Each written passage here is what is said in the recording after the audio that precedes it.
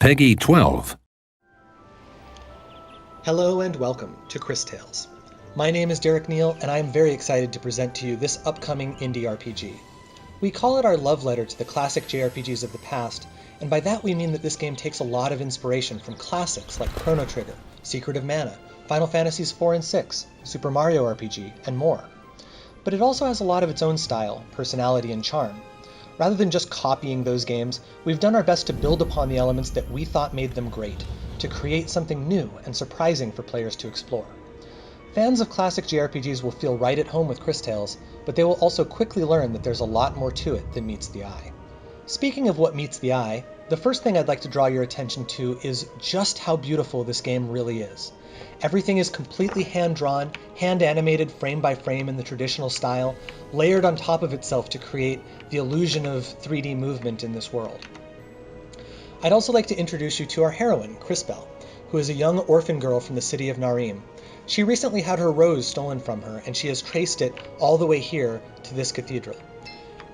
And this is where something strange happens. Crispell has a vision, and she suddenly realizes that she has special powers that most people don't.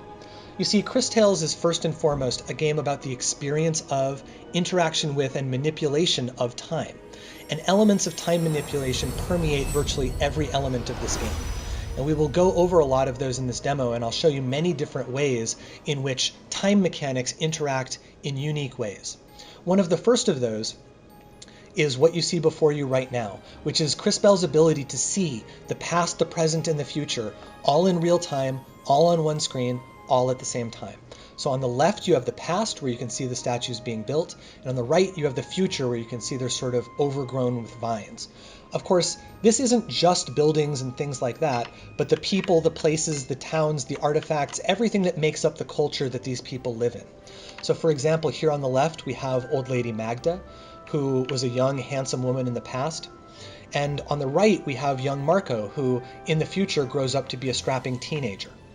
Every single element in this game has been built at least 3 times, and many of them 20, 30, or more times, because there are also things that you can change about the past or the present in order to change things in the present or the future. And I'll be giving you some examples of that in just a little bit. As we come down here, we'll see a part of the city that has been destroyed in the future. This is the apothecary shop on the left, and the miller's house on the right. The miller's house and the apothecary shop! They've been destroyed! Fortunately, we are time mages, and we don't have to just wait for these visions to come true. We can try to do things to affect them.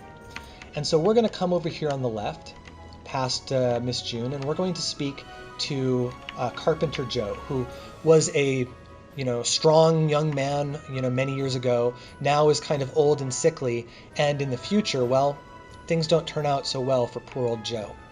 Anyways, we're going to talk to him and see if he has any insight about the destruction of these houses. Yeah. Good morning, I guess.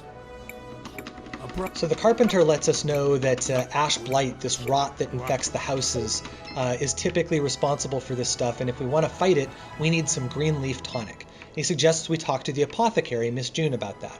So we're going to talk to her, but in classic JRPG style, she's going to want some help of her own before she'll help us out with our quest. Why would someone do this? This will take forever to sort out. So poor Miss June has had the labels on some of her mushrooms go missing, and as a result she can no longer tell which are the deadly ones and which are the benign ones that go good on salads. So Crispell vows that she'll help her out. And so one thing that you might try to do is take a look in the past and see where the labels were in the past. Unfortunately, what you'll see is that actually it's blocked in the past, so you can't really see it because there's this box. However, what we can do is send our buddy Matthias the Frog here into the past, where he becomes a tiny little tadpole, and in this mode he can walk around and interact with the people, the places, and the things of the past. And in this instance he can actually push this box aside. Nudge.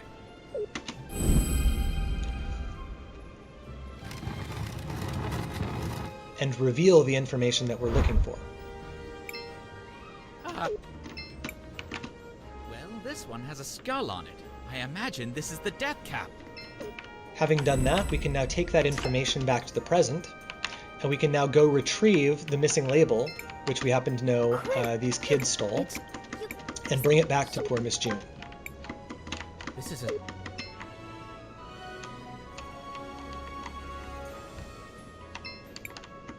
Miss June, we found your label. So now that we've helped her out, Miss June will help us out with our quest. And so we ask her about the green leaf tonic, and she tells us that we'll need some glow fruit in order to be able to make green leaf tonic. Fortunately, I know where some glow fruit happens to be. This is the world map. Like I mentioned, this is a classic JRPG, so it does have world map, vehicles, inns, shops, turn-based combat, which I'll be showing off in a little bit as well. Here's the tree I planted, but the fruit is going to take forever to grow. Of course, in this specific instance, before we get there, we need to recover some glow fruit. What you'll see here is that this tree does not exist in the present. It only exists in the future. But of course, we can send our buddy Matthias the Frog here into the future, where he's old and fat. He can get the glow fruit, retrieve it, and bring it back to us in the present.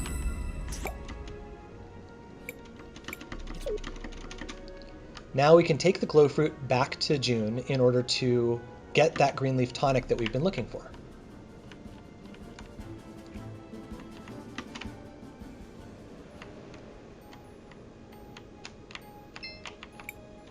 I have glow fruit.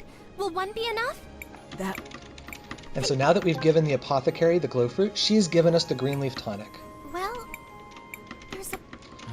Unfortunately, we have another problem here. There's only one dose of tonic, and there's 2 houses that are ruined.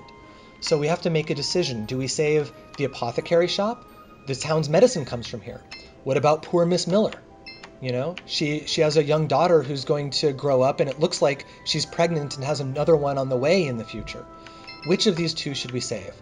I'm going to choose to save Miss Miller in this instance. Hello, Crispo. Mrs. And what you'll see is that by making this decision in the present, it actually changes the future. Keep an eye on Miss Miller's house on the right.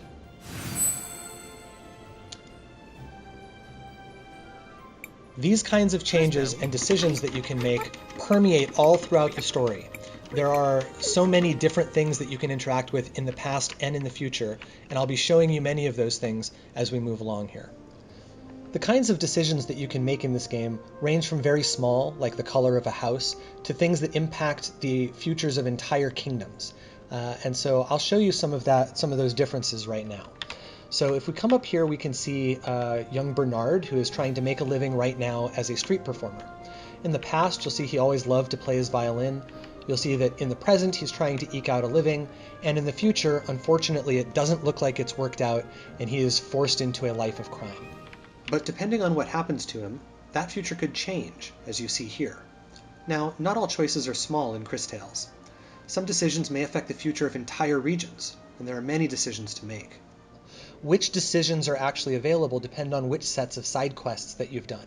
And this is what I mean when I say everything in this game has been built not just 3 times or 4 times, but some of the things have been built 20 times because they can have multiple different futures, they can be different colors, they can be underwater or not underwater. And what you're seeing here is that certain areas of the city that used to be destroyed and decrepit have become nice and upscale, and other areas of the city that used to be nice and upscale have become old and decrepit, bringing a bit more of a balance to the city that used to be one very poor area and one very rich area. So those are some examples of how the time powers work. Let's go ahead and move on to the combat. So here are the enemies we'll be facing in this random battle. As you can see, this is a traditional turn-based JRPG. So at the top of the screen, we have a turn order bar that shows you the sequence in which each of the characters will be acting. We have enemies on both the left and the right, and you can choose to attack in either direction.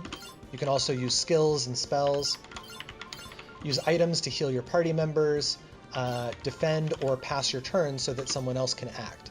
So in this case, we'll go ahead and pass our turn so that Wilhelm can act. In addition to these sort of standard elements of JRPG combat, we also have an attack enhancement and defense system that's based on timing button presses as you attack or defend yourself from enemy attacks.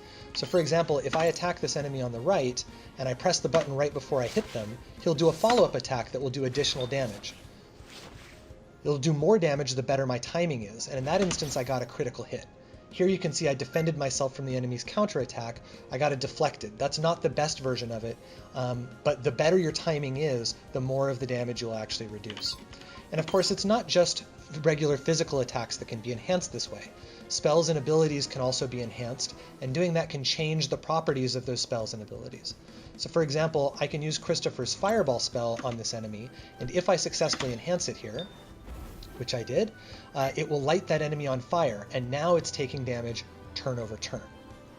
So in addition to the enhance system, we have another system which is basically Crispell being able to use her time powers in combat to affect her enemies. So Cris Tales is fundamentally a game about manipulating and controlling time. So for example, we can send this enemy that's on the left into the past, making it into a younger version of itself. It's weaker, but quicker in this particular state. And different enemies have different benefits, or sometimes it's not at all beneficial even, to send them into the future or into the past. So for example, you might have a young dragon that if you send it into the past, it's just an egg, but if you send it into the future, it's a powerful dragon that's going to kick your butt. So you sort of have to plan strategically as to what you want to do given which enemies are on which side of the battlefield. I'm going to go ahead and attack this enemy here. And it looks like Wilhelm's getting a little bit low, so I'll heal him up real quick. Here we go. And now we will defend ourselves. So this is a multi-part attack. I have to defend against it multiple times in a row. And so now it's Crispell's turn again, and we can use her time powers again. So this time, I'm going to send the enemy in the right into the future. And that is going to make it an older version of itself, yes, but that enemy is also currently on fire. And so when I send it into the future, what do you think is going to happen? Well, in the future, it's already taken all of that fire damage. And so that damage all comes in and hits it at once as one giant burst. And of course, this doesn't only work with fire, it works with regen spells and things like that, poison, as well as other more off-the-wall things. So for example, in the public demo that we have out there, there's an enemy that can only be defeated by rusting its metal shield by first getting it wet and then sending it into the future. Similarly, you can have plants that will grow much bigger if you first use a water spell on them and then send them into the future. So there are many different interactions between Crispell's time powers and the various status effects and ailments that can be applied to enemies during combat.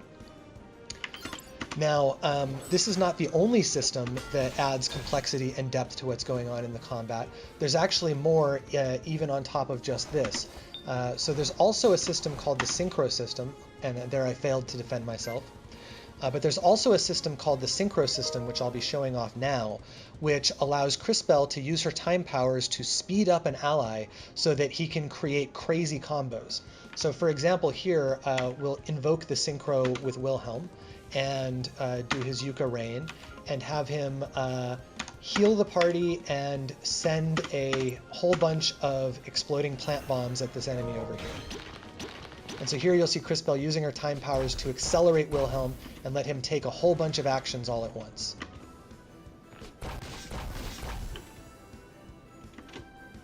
Boom. And so we can go ahead. You'll notice when you're attacking across time, you send out an astral projection of yourself as well. So the Synchro System allows Crispell to set up combos with her different characters. So for example, Christopher here has a water spell which gets enemies wet and makes them more susceptible to lightning, and also has a lightning spell. So you can set up a combo with him that involves starting with the water spell and then proceeding into the lightning spell for extra bonus damage, and then you can follow up, or you could light the enemy on fire and then follow up by sending them into the future with Crispell, things like that. These systems provide a huge number of possible interactions between all of the different characters, and a huge number of different ways in which you can approach each battle. Of course, this is only a small glimpse into the full game. The final product will be over 20 hours long and contains dozens of enemies, unique, powerful bosses, and a complete world full of different kingdoms to explore. We hope you're as excited to experience it as we are to be bringing it to life. Thanks, and have a great day.